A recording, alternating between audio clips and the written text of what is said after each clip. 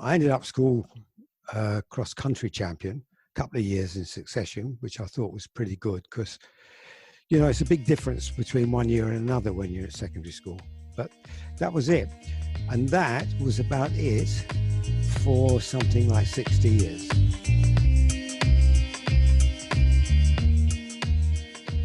Northampton parkrun we're talking about at the race course that Gerald is famous for, the legend.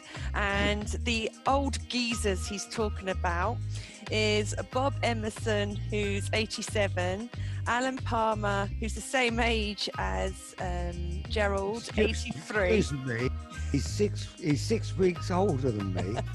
Those weeks count, Gerald. And then there was Diana, and we had the four of them every Saturday morning getting together and having, it turns out, and it took me a year or two till I found this out, they'd have a little tipple.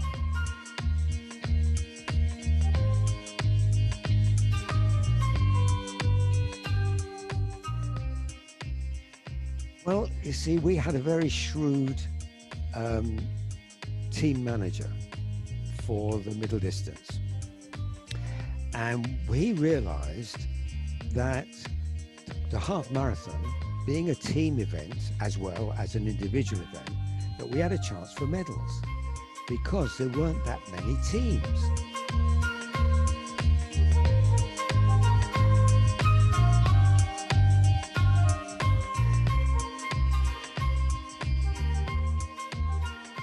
Welcome to this week's Running Tales, and we have a very special guest for you. We have 83-year-old Gerald Billis, who is very well known at Northampton Parkrun, and here he is. So Gerald, thank you for joining us, and let us know, how did your running tale begin? I suppose it was secondary school, really. School I went to was very keen on athletics as well as academic stuff. And so we were encouraged to try out all different things. I wasn't all that good at discus. And I think high jump was a bit iffy, but I could run further than all my classmates, which meant that I ended up being put down for the mile. So that was my start off at the, at school. I ended up school cross-country champion a couple of years in succession, which I thought was pretty good because, you know, it's a big difference between one year and another when you're at secondary school. And so I was running against older boys. But that was it. And that was about it for something like 60 years. 60. Wow. 60 wow. So you've only been running for like 23 years. So 60 years later, 60 years later, right, in 2014 or thereabouts, a friend, I'm out walking my dog, friend says, "You're quite active." She was very kind. She didn't say for your age. So how old was you? How old was you at this point? About 80? No, it wasn't 80. 78 or 9? 79. 79, I think. Something like that. No, that'd be wrong, the calculations. If we're saying 2014, so 6. Yeah. So you'll be, how old would you have been? 77. Yeah. 77, 78, that sort of age. Yeah. So anyway, so I said, okay. She said, try parkrun. I said, what's parkrun? And she said, well, we go down and there's quite a lot of us, must be about 100 and something. And we go running around Northampton racecourse, and it's all very friendly, and nobody's really worried what time you do and all the rest of it. It's just about 3 miles. And so I said, oh, that sounds interesting. So off I went on the Saturday. I have a picture of me running around long, obviously, with everybody else, in my normal outdoor clothes with a flat cap. So you took it seriously then? I took it, yeah. And I did have trainers. That was my only sort of concession. um, I forget what time it took, but obviously not terribly wonderful. Now, my children were they were very supportive. My daughter sent me some running tights, and my son sent me an instruction. You are not to go running unless you go to the sports shop and spend £100 on a pair of shoes. Whoa. That was my instruction. Did he pay you the £100? No, he's very good at advice like that. So anyway, so when a week or two or three later, substantially lighter in clothing and a bit lighter in the pocket, I went running around parkrun, and I really enjoyed it. What was so good about it was the community, you know, everybody. I mean, it's just everyone's so friendly and encouraging. And there were people there older than me who were running. Now, I mean, that's, you know, you go someplace and you think, well, I'm an old geezer and et cetera, et cetera. But then you find there are other old geezers. And some not of them, just geezers. There's an old lady as well. You got it. And I was just about to mention Diana Green. I mean, absolutely wonderful. She is an inspiration, Diana. She's done about 12 marathons. She had to give it up fairly recently for reasons that quite a few of your listeners will know about. But when I was for those that don't know, is it dementia, signs of dementia that Diana? A bit, but she's been ill enough that she's had to be in a care home. Yeah. And so that's where she is. This is Northampton parkrun we're talking about at the racecourse that Gerald is, you know, famous for, the legend. And the old geezers he's talking about is Bob Emerson, who's 87, Alan Palmer, who's the same age as Gerald, 83. Excuse me, he's 6 weeks older than me. Those weeks count, Gerald. And then there was Diana, and we had the four of them every Saturday morning getting together and having, it turns out, and it took me a year or two till I found this out, they'd have a little tipple.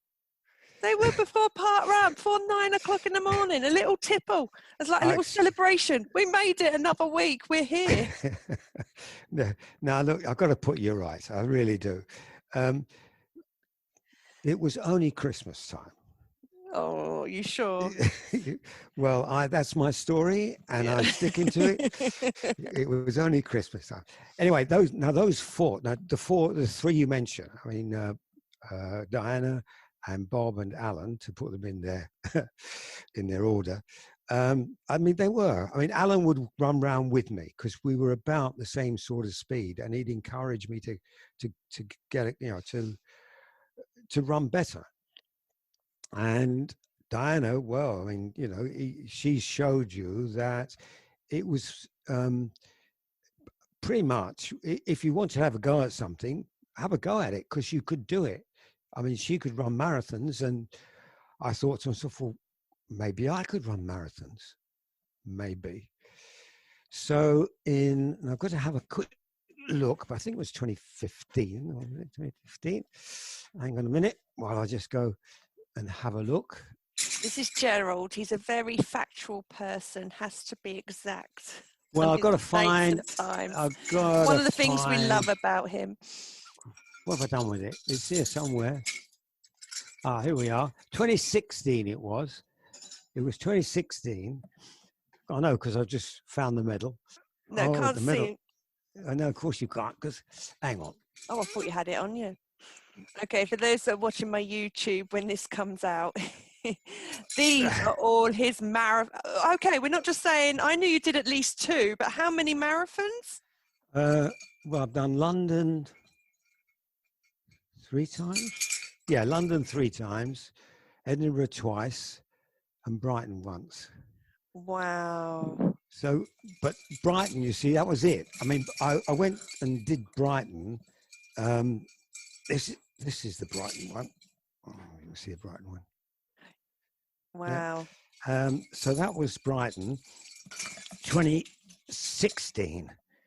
So it took me, I suppose, it was the end of 2014 when I started parkrun, and then, so I'm getting tangled up in my cable. Here we go. And then it took about a year of park running before I sort of realized that I really could have a go at this sort of thing. And so I ran from where I live in, near junction 15 of Of the M1.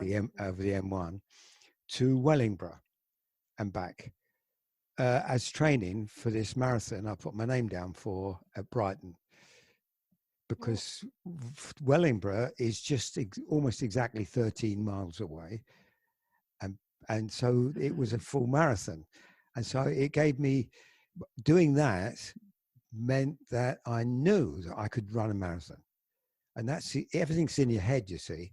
Yes. Running, it's. I mean, you've got to do a bit of training and be sensible about it, but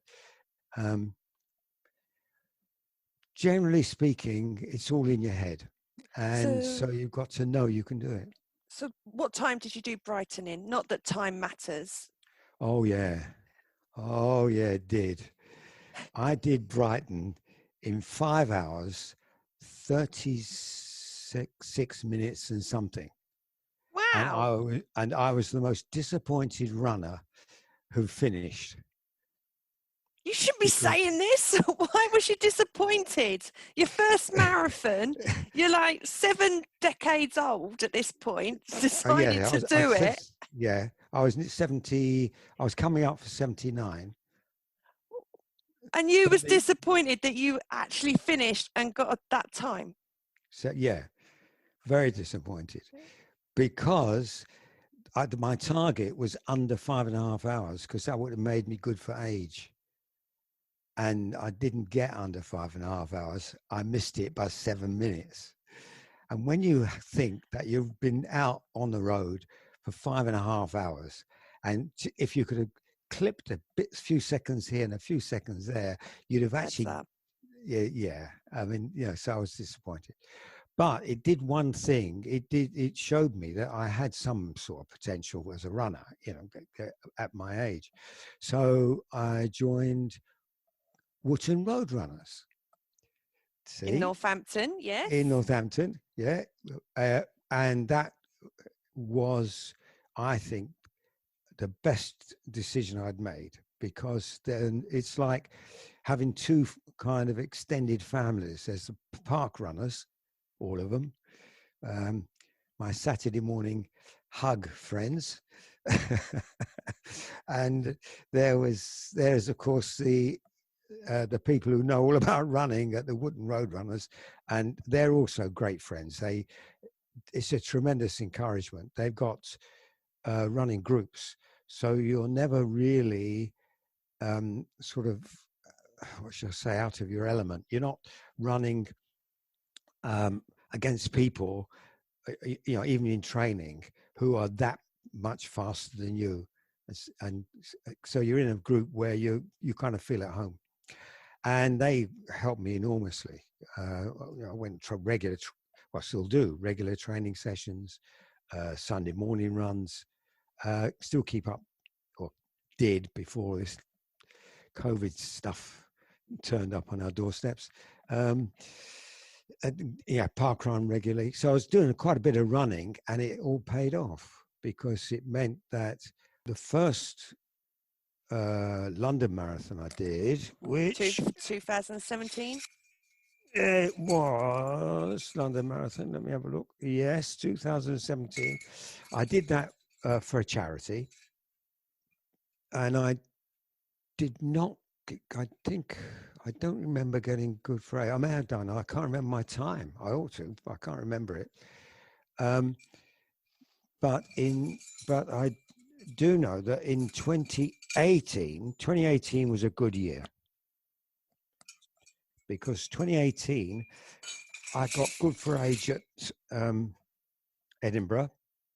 I also went in the autumn to Malaga because there is an organization, a running organization called the World Masters Association, and there's a British Masters, and there are individual groups in Britain. So in my case, it will be the Midland Masters Club, or I can't remember the exact ending, but whatever it is, it's the Midland Masters. So you join them, and all you have to be is an athlete. So you have to be able to either run, jump, or throw things. Okay. And as long as you are and over 35, then you can join. And they have championship events where you run against people of your own, in your own age group, or whatever. You do your thing against people in your own age group. And Malaga in 2018 was the World Masters Championships.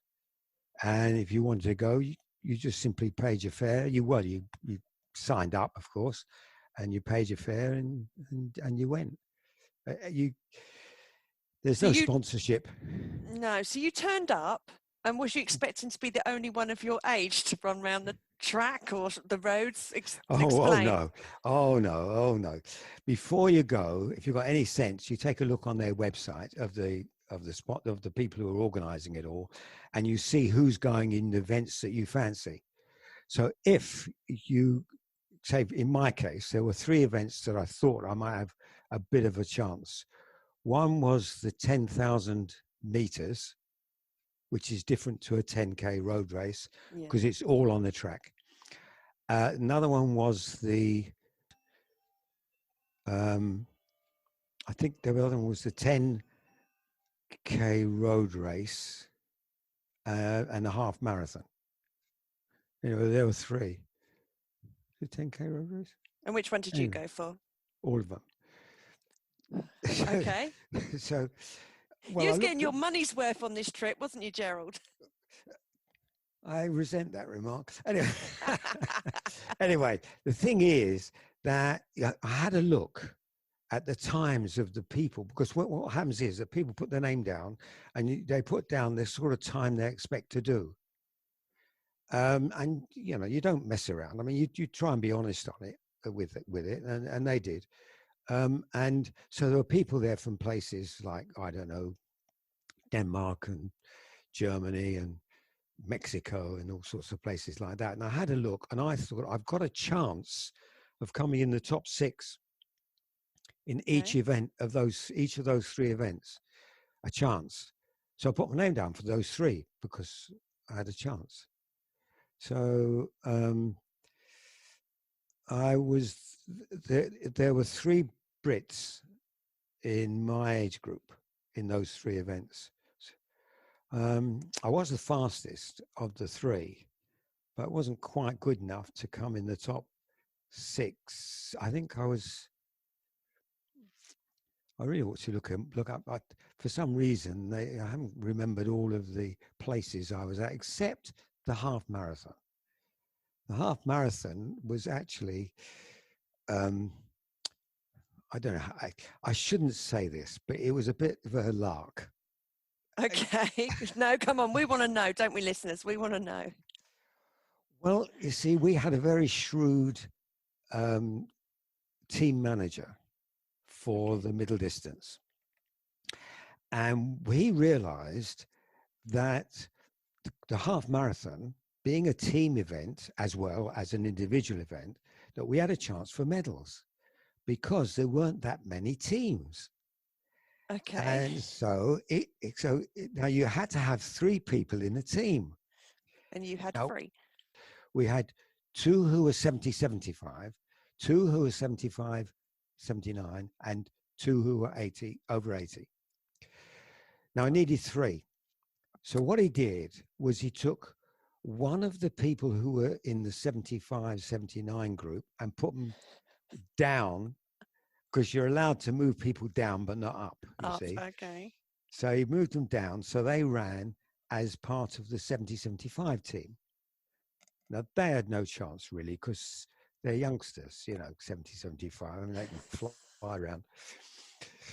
And then he took the two of us who were over 80 at that point and moved us down into the 75-79 group, where there were only apparently going to be altogether 3 teams. Right. Well, when you've got 3 teams and you've got 3 medals, I mean, it's a no-brainer, isn't it? I mean, you can't go wrong. In the end, I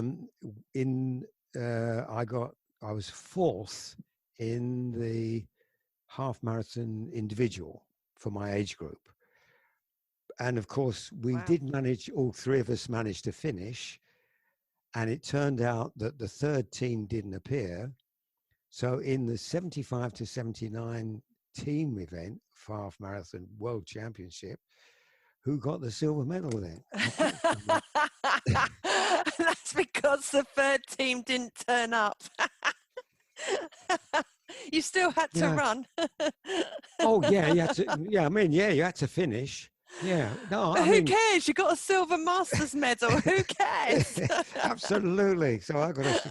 Yeah, but that was the year 2018. Now, I mean, it was. I mean, there's some lovely people, and if you don't mind me mentioning one or two of them, Sarah Jones. Now, Sarah Jones, lovely lady, and decided to take me under her wing at parkrun and help me do better. So by the middle of 2018, after her pacing me for 2 or 3 weeks, my time started to go down 27 minutes something, 27 minutes and a few seconds, until the 1 week when she never turned, she just went off and did her own stuff and didn't pace me. I did 26:30. Now that for me was absolutely. I remember it was about 3 weeks in a row. You was breaking parkrun PBs every week. It was, and then just to extend that. At Northampton Parkrun, the first Saturday of the month, we have what's called Magic Mile, which is done at 10 o'clock on the Saturday. And that's, it basically when the main parkrun's finished. So those that have done it and want to do an extra mile, they can. But this mile is timed. And I will let you know now, ladies and gentlemen, I have only done this once. And the reason why I've only done it once is because of this man. When he was on fire at this period in 2018, and even the other RDs laugh about it, I ran with him and he beat me by about 30 seconds. And I did give it a go, but he gave it a real good go. And I've been traumatized ever since. I just can't do the Magic Mile. I'm 45 now, but I got beaten by someone nearly double my age. Well, what can I say except that 2 things. First of all, you're not alone. No, exactly. There was quite a few of us. Yeah, I do manage to get around a bit quicker than quite a lot of people. But secondly, don't give up. I mean, COVID-19 is going to be gone. And when it does, now that you've mentioned what you've mentioned, you are not going to miss a Magic Mile. Yeah, true. I am a lot slower. You'll beat me. Don't worry. Anyway, I think every running event is going to be packed out now once COVID starts again. But, maybe, yeah. But before we talk about that, so 2018 for me, I feel was your best running year. Yeah, you were just definitely on fire that year. That was a good year. Yeah. It's. I suppose I realized that I was just 80. You see, I was 80 in the autumn of 2017. So in 2018, I'm just 80 in an 80 to 84-year-old group, which gives me a big advantage on the 83 and 84-year-olds in the same group. So how many park runs have you done up until pre-COVID? A couple of hundred, I suppose. I stopped counting about 9 months ago. Yeah, true. You've definitely on the 250 plus. You must be. No, not. I haven't got as far as 250. I don't think so. Oh, okay, okay. Well, there were periods when I didn't run at all because I damaged a tendon or something like that. I've done that sort of thing. When you do, if you do damage something, then the sensible thing is just simply to rest. And if you want to start again, you don't do it by rushing out to parkrun when you've got a frame of mind like mine, because I can't go to parkrun with a whole bunch of other people and not run, if you see what I mean. You're so competitive. I'm a bit too competitive, really, for that. But can we talk about one other person? Because our listeners so far think, wow, Bob Emerson is 87. He's like the oldest, and he's like the oldest park runner in the world to reach 350. And his next park run is going to be 400. And bless him, I was told Christmas Day, December 2020, he was running around doing the not park run with the 400 number on his t-shirt. Oh yeah. Like, oh, he's so desperate for park run to come back to get that 400th. But he's not the oldest one to run at our park run. That's Roger. Also true. Last year, Roger that joined. Yeah, watch out for Roger. You got to watch out for Roger. A dark horse, if ever there was one. 90, how many? It was 92. 92 then. And he was quicker than Bob. Yes. Which Bob is a bit concerned about. Now, you see, Bob and Alan have real past glories. They were real runners in their time, and they still carry that in with them. I was never a real runner. Now I'm running against people who have worn out their shock absorbers, and and their suspension's gone. And mine's all relatively young. I mean, I've not run for it's true, I haven't run for 60 years. So when I get out there, I'm running on relatively new knees. Which reminds me, there's the man from Bedford. Did I ever tell you about the man from Bedford?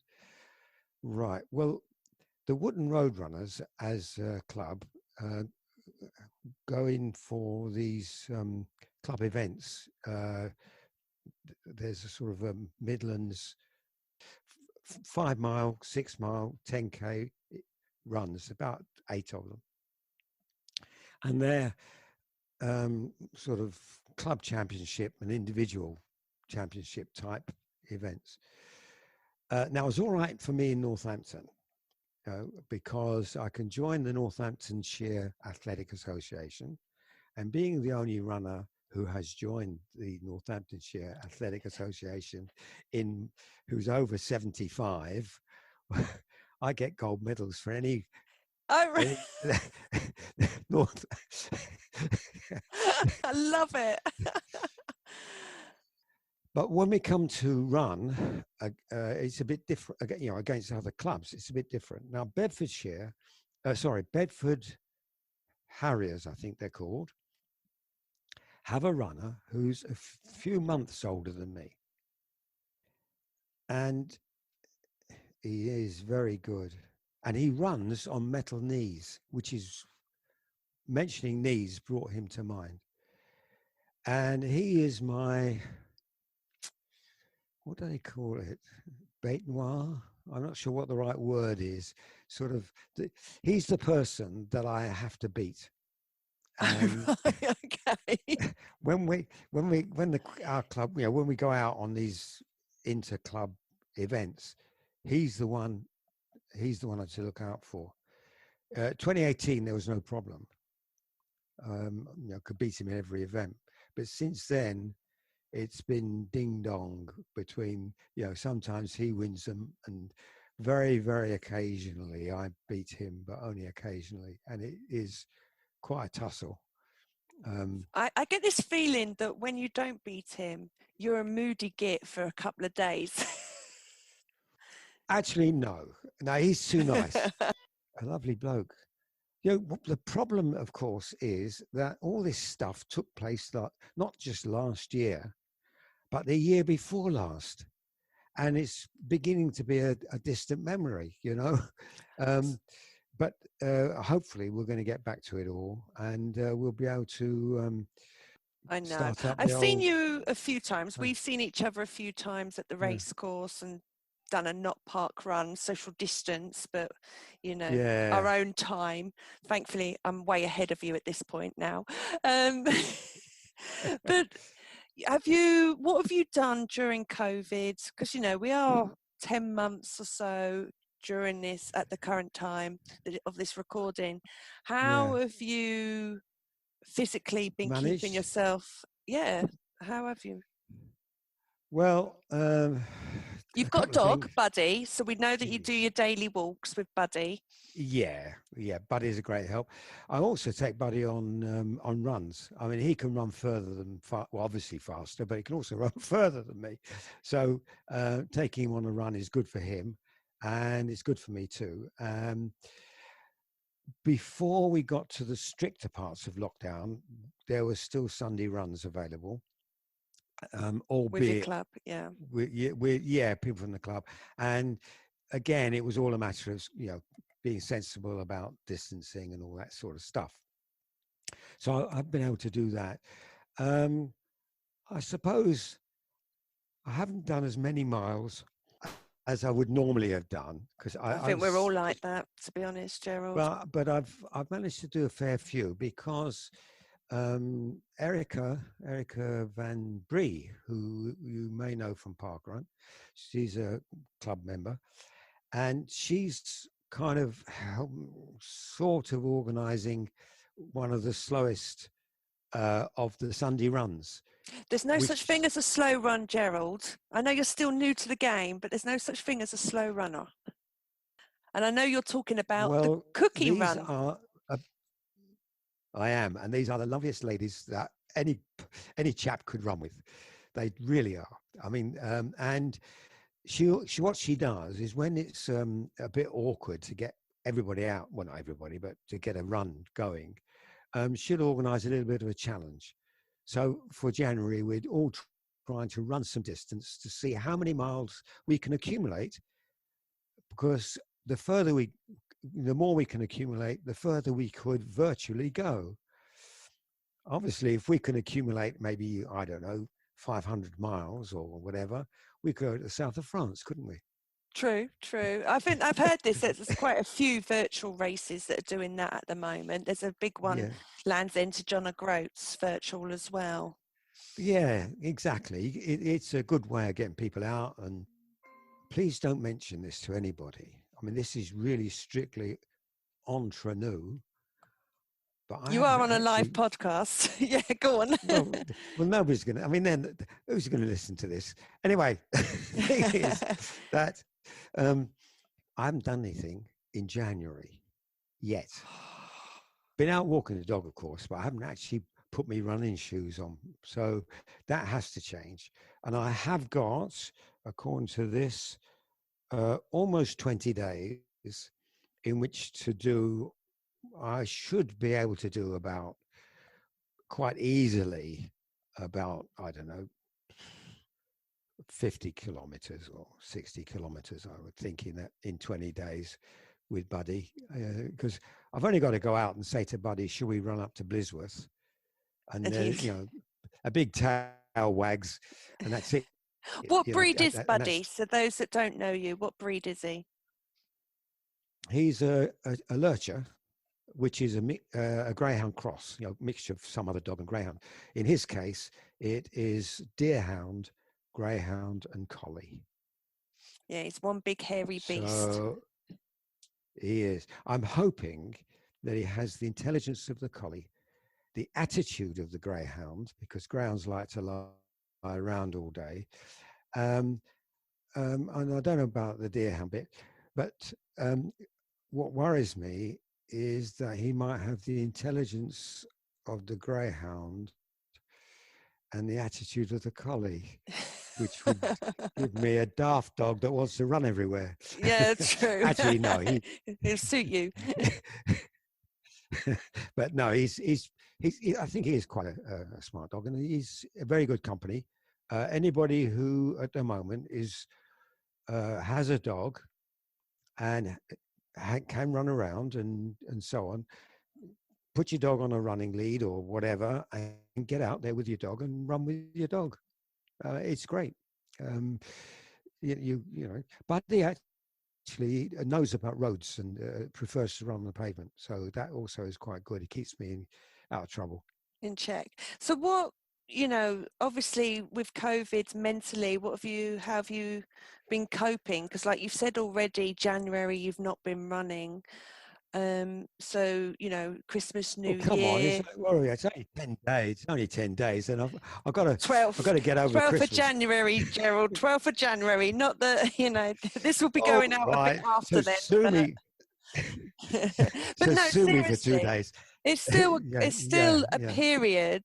Like with me, if I don't run after 4 days, oh, I'm just terrible to live with. Craig, my husband's like, get your trainers on, and kicks me out the door. You, 12 days so far, secret.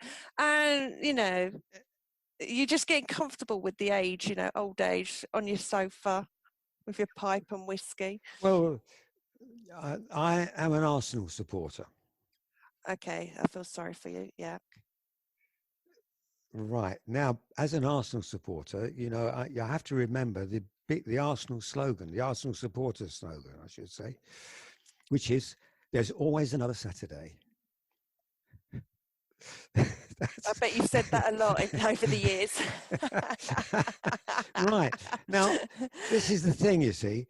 Okay, so for one reason or another, I haven't been out, put my trainers on and got out there and done my, my running shoes, I should say, and do some stuff and do it. But there's 20 days.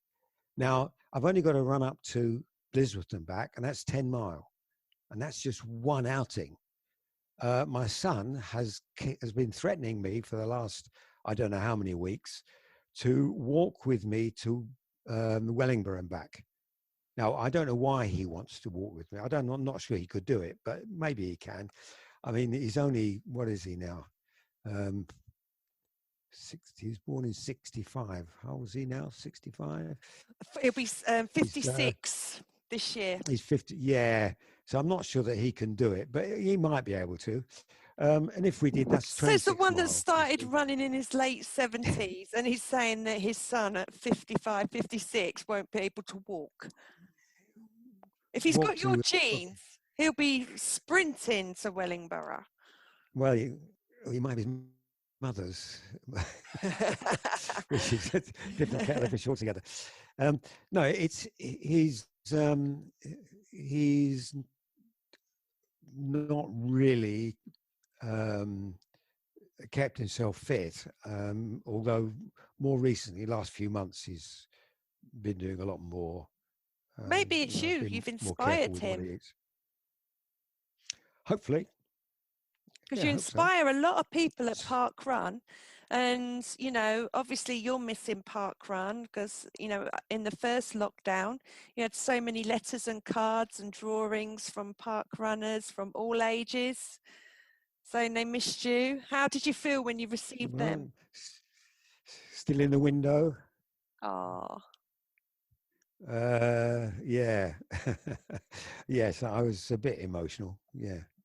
Yeah, I mean, it's nice, isn't it? When people send you things and hope you're well and all that stuff.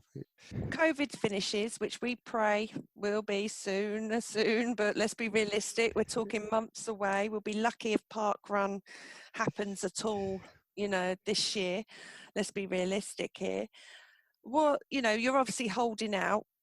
When things are all back to normal, what's the first race you would if you could say, right, I definitely want to do this first. We all know, I'm not saying parkrun, because parkrun's not a race, and I guarantee you'll be the first on that start line when that starts again. But races, what's your favourite race, and one that you're like, I want to do that again? I'm definitely going to enter. Edinburgh Marathon's the nicest. It just is nice.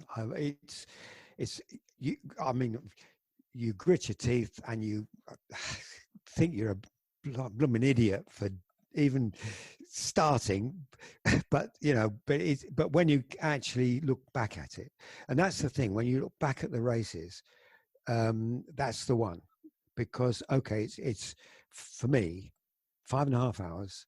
It's all day, but it's with, again, really nice people at the roadside.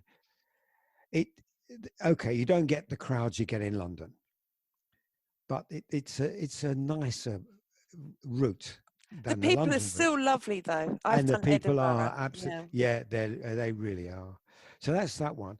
Now I am down to do the Milton Keynes Marathon in May, and it will go ahead apparently, because they've organised it to fit in with COVID rules. So now I've never done that. I've never run at Milton Keynes except for the Milton Keynes 10K. You'll be fine. I've done it. There's the water stations on the way round. They're, well, of course I'll be fine. Very well placed. Oh yeah. And the support each year is getting bigger and bigger at Milton Keynes. So do you prefer trail or road racing? Let's put it this way. You put your running shoes on, or your running studs or spikes, or whatever it is, you put them on and you get out there and you go and do what the best you can for that particular distance, because that's what races are all about. I'm not talking about training now. I'm talking about races. Although even in training, you've got to put the effort in. And then you finish all that, and you come back and you feel so good.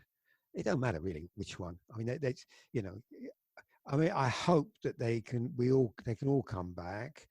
I would expect it could be that you're right, and it may be special events take place during the year simply because they can organise them that way. But if it's only the cross country that comes back in the autumn, great. I'll be more than happy to get my studs on and get out there. I would say you have nothing to lose but your surplus weight, your lack of fitness, and tedium. Get out there. What have you got to lose? Put your shoes on. And with that, we say thank you, Gerald. If all you do is run round the block, go on then, run round the block now. As you can see, there's no stopping Gerald. Thanks, Gerald, for taking part in this week's Running Tales podcast. Woo!